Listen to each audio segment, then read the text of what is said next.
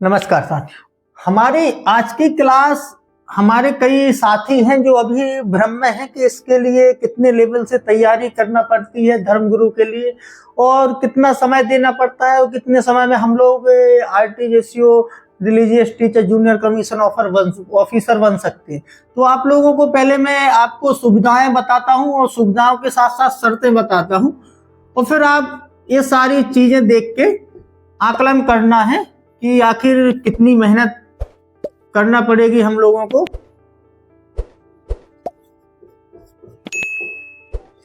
और कितना समय देना पड़ेगा। ठीक है, पहले तो आप लोग सुविधाएं जान ले कि क्या क्या है, आखिर फिर उसी हिसाब से आप लोगों को तैयारी में समय देना है और सुविधाओं को केंद्र में रखकर और शर्तों को केंद्र में रखकर फिर आप लोगों को पता चलेगा कि अब हम लोगों को कितना समर्पण करना है इस धर्मगुरु की तैयारी में और कितना हम लोग अपनी आजीविका के लिए जो भी कार्य में संलग्न है उसमें थोड़ा कम केवल खर्चे पानी के लिए सारी चीजें करनी पड़ेगी। और बाकी यदि हम लोगों को अंततः धर्मगुरु बनना है तो थोड़ा ज्यादा निष्ठा से हम लोगों को तैयारी करनी पड़ेगी।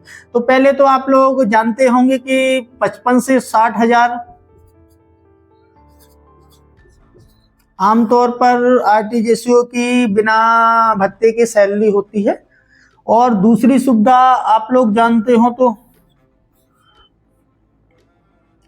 ट्रेनिंग में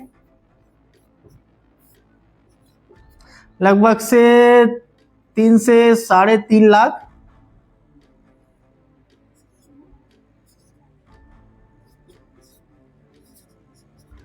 इतनी आप लोगों को पैसा मिलता है। जो आप लोगों की ट्रेनिंग होती है 4.5-5 महीने में, इतने में आप लोगों को 3 से 3.5 लाख रुपए मिल जाता है।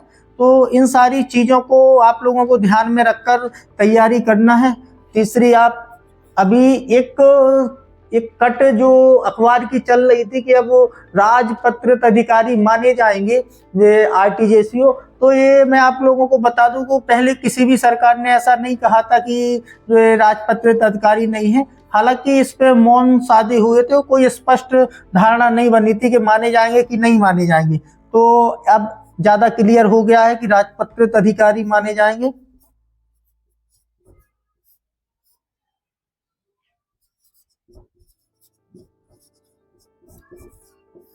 ये राजपत्रित का यदि आप लोगों से गजेटेड ऑफिसर पूछ लिया जाए तो आप लोगों को ये पता होना चाहिए। ये राजपत्रित का मतलब होता है आप सीधे राष्ट्रपति से कमीशन लेंगे और राष्ट्रपति के प्रतिनिधि बतौर प्रतिनिधि और वक्ता के रूप में कार्य करते हैं।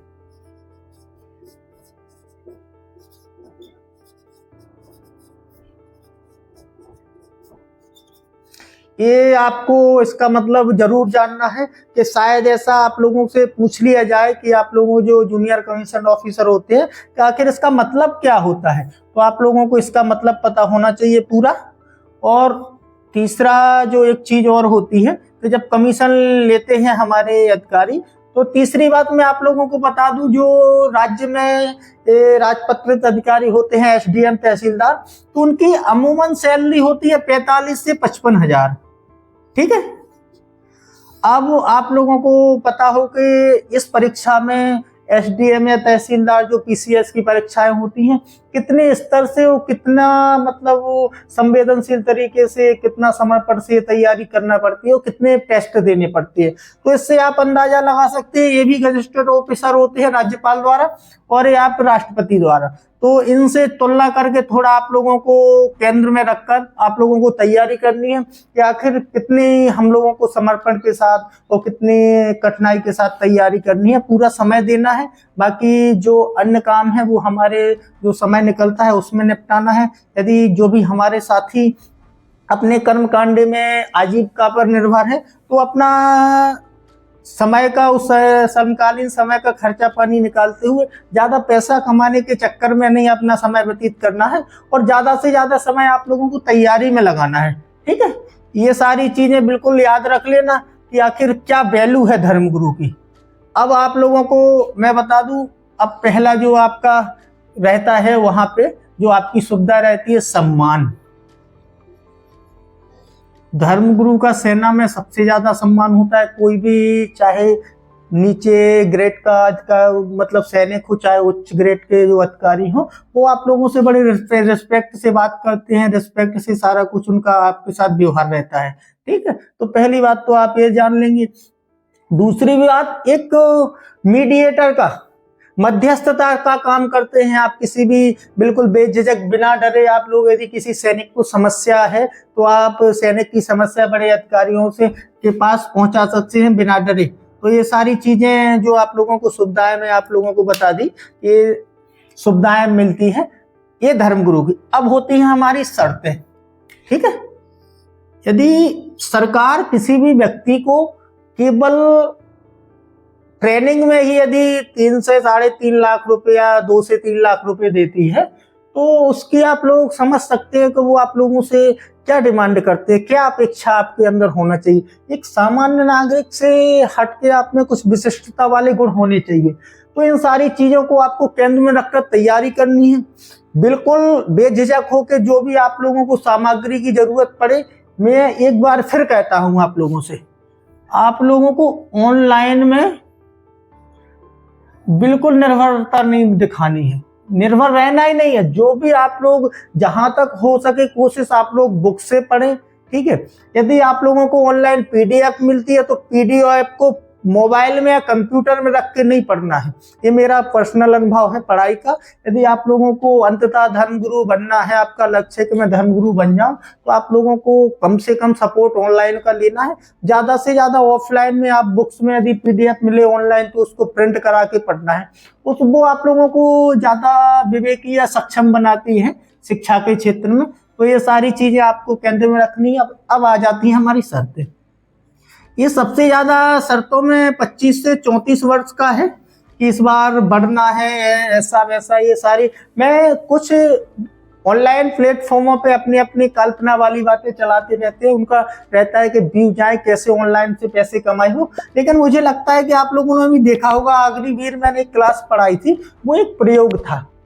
कोई एक वर्ष में आप लोगों का कोई प्रयोग का परिणाम नहीं आता है। आप लोग आध्यात्मिक तौर पर जुड़े हों, यदि आप विवेकीय ज्ञान या समझ रखते हो, तो आप लोगों को ज्यादा समझ में आएगा कि एक साल में कोई परिणाम सकारात्मक या नकारात्मक नहीं होते। तो मुझे संभावना लगती है कि यही उम्र 2-3 साल चलने वाली है।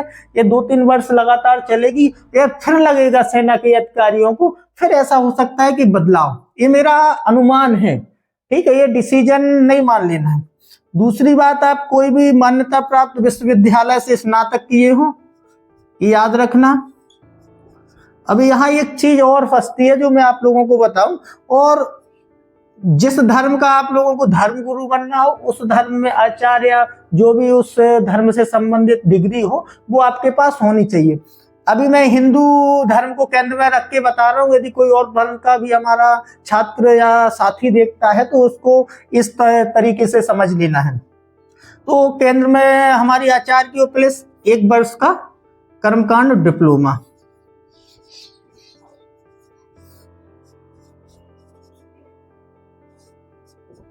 ठीक है, ये होना चाहिए। अब इतना सारा कुछ हो गया, आप लोगों ने अब एलिजिबल अर्ह हो जाते हैं आप लोग पेपर देने के लिए, मतलब फॉर्म डालने के लिए। अब आप लोगों ने फॉर्म डाल लिया, फर्स्ट सेकंड रिटन पेपर हुआ।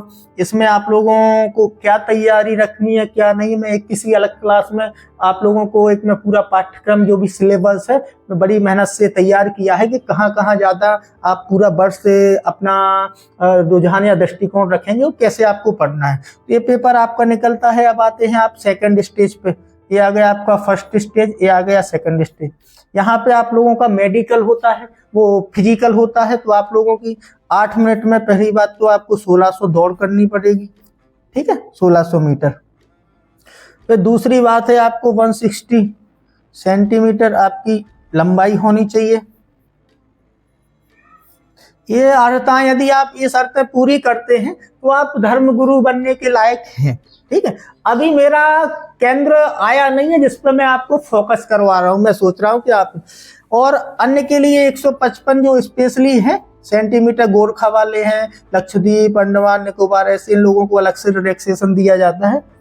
और हमारा 50 केजी प्लस आपका वेट होना चाहिए, इससे कम ना हो। 77 सेंटीमीटर आपका सीना होना चाहिए, चेस्ट। यदि ये सारी चीजें और मेडिकली तौर पे आपकी हड्डी हड्डी कहीं से ऐसी कोई आनुवांशिक बीमारी से आप ग्रसित ना हो और ऐसा कोई टूट फूट ना हो शरीर में, तो आप मेडिकली फिट हो। ठीक है।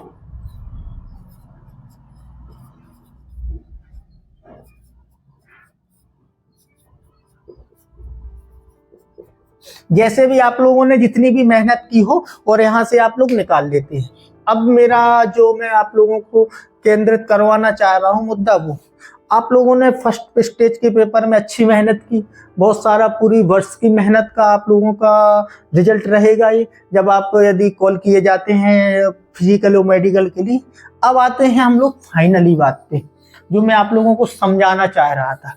ये इसलिए चीजें बताया, ये सारी चीजें, कि इन चीजों को आपको केंद्र में रखना है, फिर इसका स्तर जांच के और फिर आपको तैयारी करना है कि आखिर ये क्या हम लोगों से क्या डिमांड। देखो, जो लोग धर्मगुरु बन चुके हैं, ठीक है, और अब वो आप लोगों से क्या बोल दें कि क्या है क्या नहीं है, तो अब उनका तो हम लोगों को मानना पड़ेगा, क्योंकि वो बन चुके हैं। बाकी जो रियल में आप लोगों का सच्चा हितैषी होगा, तो वो आपको असलियत बताएगा कि मैंने कैसे पढ़ाई की। अभी कई धर्मगुरु बोल देते हैं कि अरे कोई ज्यादा नहीं है, कोई ज्यादा नहीं होता है और बहुत साधारण रहता है, इंटरव्यू पेपर आराम से निकल जाते हैं। लेकिन जो इतना करके, इतनी मेहनत करके जो नहीं निकल पाए हैं, उनका दर्द थोड़ा सुना जाए तो आप लोगों को ज्यादा समझ में आएगी।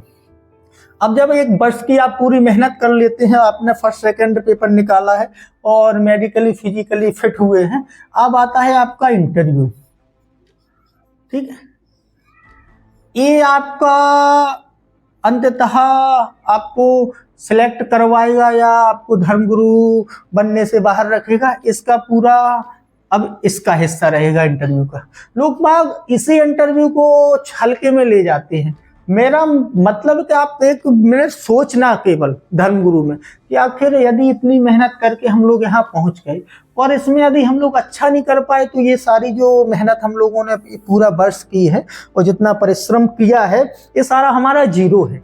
यदि हम लोग इसमें मेहनत अच्छी तरह कर गए और सही हम लोगों को रास्ता मिल गया, सही दृष्टिकोण मिल गया, फिर तो आप समझ लो कि आपको सारी सेवाएं मिल रही हैं और सारी जितने भी आप लोग क्या वैल्यू रहती है वो आप सभी लोग जानते हैं, इतना ज़्यादा बताने की ज़रूरत नहीं है। तो यहाँ पे कई मुझे अभी ये विद्यार्थी हमारे कॉल किए थे कि सर ऐसा ये मैंने कई धर्मगुरुओं से बात हुई है मेरी, तो इतना खास साधारण प्रश्न पूछे जाते हैं, हो जाता है। अब इसलिए वो बातें माननी पड़ेंगी क्योंकि उनका हो चुका है। तो देखो, मैं तो बातें नहीं मानता, क्योंकि मुझे तो अपना लेवल इंटरव्यू का पता रहता है कि क्या इंटरव्यू में, क्यों मुझे पता है कि कोई सीमा है नहीं इंटरव्यू में पूछने की। आप लोगों का कोई सीमित क्षेत्र है नहीं, उनको जैसा लगेगा जो है वो पूछ सकते हैं। अब बशर्ते जिससे आपकी बात हुई है उसकी परिस्थिति क्या थी, परिस्थिति पर निर्भर। कई ऐसे धर्मगुरु सेलेक्ट हो जाते हैं जिनकी मतलब शिक्षा या उनके गुण एक चपरासी बनने लायक नहीं है, लेकिन उनके साथ ऐसी साधारण परिस्थिति थी इंटरव्यू में, उनको साधारण परिस्थिति में ऐसा उनका पेपर हो गया, एक नॉर्मली में उनका फिजिकल निकल गया। और जो वास्तव में बनने लायक थे कि वो धर्मगुरु पद के लिए अर्हता रखते थे, वो धर्मगुरु नहीं बन पाए। तो ये मैंने आप लोगों को बताया कि परिस्थिति व्यक्ति की या मनुष्य की गुरु होती है। तो आपके साथ कैसी परिस्थिति कब आ जाए, आप लोगों को हर परिस्थिति में तैयार रहना है। और ये बहुत अच्छी तरह से मेरी क्लास इसको समझना है। यदि इस क्लास का आप मर्म समझ गए ना, तो आप बहुत सीरियस होकर तैयारी करने लगेंगे और आपका केंद्रीयता में केवल यही रहेगा कि मुझे धर्मगुरु बनना है और कैसे तैयारी करनी है, क्या करना है। तो यहाँ पे आप लोगों को बिल्कुल साधारण तौर पर ज्यादा एक्टिव रह के तैयारी करनी है, बहुत सीरियस होना है, क्योंकि यदि आपका इंटरव्यू गलत रहता है या गलत होता है तो आप लोगों की ये पूरी मेहनत जीरो हो गई है। तो अब लास्ट बचा है और लास्ट में आपको जितना हो सके 100% शुद्ध परफॉर्मेंस देना है। और जहां से भी जैसे भी आप लोगों को हेल्प मिल सके बिल्कुल हेल्प लेना नहीं है। पहली बात तो मैं एक बता दूं कि एक अहंकार वाली चीज नहीं होना चाहिए कोई भी धर्मगुरु में, कोई स्टूडेंट में। तो आप लोगों से इनकी डिमांड रहती है, जब इतना सारा कुछ आपको ये सेवाएं प्रदान होंगी आपको और राजपत्रित अधिकारी माने जाएंगे, तो कोई तो विशिष्टता हो आपके अंदर। आम नागरिक से कोई स्पेशल आपके अंदर वैल्यू होना चाहिए। उन वैल्यू की जरूरत है। यहाँ पे आप लोगों को एक प्रतिनिधित्व करना है सेना का, कुछ लोगों का, मतलब जितने भी सैनिक आपके बटालियन में हो, तो ये सारे आपके अंदर वो एक हटके गुण होना चाहिए। इसलिए मेरा ये पर्पस क्लास का केवल यही है कि इन सारी चीजों को रखकर आपको तैयारी करनी है। क्या सुविधाएं होती है, क्या लाइफ स्टाइल होती है, वो तो जो भी आप लोगों के यदि संपर्क में धर्मगुरु हो तो वो तो आपको बताते ही होंगे कि इससे अच्छा तो मुझे लगता है कि हमारे भारत में कोई नौकरी है ही नहीं जितनी इसमें सरलता है। तो इन सारी चीजों को अब आपको पूरी ईमानदारी के साथ इंटरव्यू की तैयारी करना है। वो अधिकतर जहां तक जितना आप लोगों ने पढ़ लिया हो उसी को आपको प्रैक्टिस करना है, उसी का रिवीजन करना है। कोई एक्स्ट्रा अलग से सीखने की कोशिश नहीं करना है कि आप ज्यादा किसी मुद्दे में ज्यादा गहराई में लगे रहे, तो उसमें क्या है, समय की अब समय सीमा होती है। कोई भी मुद्दे रहते आपके पास। अभी इंटरव्यू मुझे लगता है कि 21 में भी कई हमारे साथी बोले हैं कि 21 में भी इंटरव्यू 21 जनवरी से चालू है। तो अभी टाइम है हमारे पास 8-10 दिन का। तो जितना भी हो सके, जितने एरिया में आप लोगों का ओवरव्यू हो जाए, दृष्टिकोण चला जाए, तो जितनी से ज्यादा बातें आप ऑब्जर्व कर सके। मुझे तो लगता है कि आप लोग केवल आपके ये क्षमता होनी चाहिए कि आप परिष्कृत शैली रखें, निडर भावना से आपको उत्तर प्रस्तुत यदि कर सकते हैं। आप आपके सामने एक क्षमता देखिए उन लोगों को किसी भी मुद्दे को हल करने की, समाधान की एक केंद्र होता है। यदि आप समाधान वाला, किसी भी मुद्दे का समाधान का आपके पास गुण होता है, निर्णय की क्षमता होती है, इसी गुण को सेना को जरूरत होती है और इसी को कर्म में रखकर उनका इंटरव्यू लिया जाता है। बाकी साधारण तौर पर समझना नहीं है। जो भी इंटरव्यू लेते हैं हमारे, तो उनका बहुत स्पेशली पढ़ाई की जाती है और उनका जीवन 40 से 50 वर्ष गुजर चुका होता है उस क्षेत्र में। अब यदि आप उन लोगों को थोड़ा सा खुश कर पाए या प्रसन्न कर पाए, तो आप लोगों को धर्मगुरु बनने से तो मेरे हिसाब से कोई नहीं रोक सकता। लेकिन आपने थोड़ा ईमानदारी से पढ़ाई की हो, और यदि जिसको इतना डायरेक्शन मार्गदर्शन नहीं किसी ने दिया था, तो अब जो भी आगे वाले हैं वो करना शुरू कर दे। क्योंकि यदि आप लोगों को फाइनली से धर्मगुरु बनना है, सिलेक्शन चाहिए है, तो उसको बड़ी आप लोगों को कठोर परिश्रम करना पड़ेगा। ये मेरी बात लिख लेना है, याद कर लेना है। बाकी तो भारत देश में बहुत सारे इसे युवा मजाक करते पड़ते हैं, वो कई नौकरियों में जैसे ही वैकेंसी आती है तैयारी में लग जाते हैं। उतना तैयारी की पेपर सारा कुछ बंद हो जाता है। इतने छोटे से समय में नहीं होती, उसमें पूरी लगन और पूरी एक निरंतरता चाहिए होती है। तो आप लोगों को बिल्कुल, आगे वालों को भी ये सजेशन है कि बिल्कुल निरंतरता बनाए रखनी है आप लोगों को पढ़ाई में, ठीक है।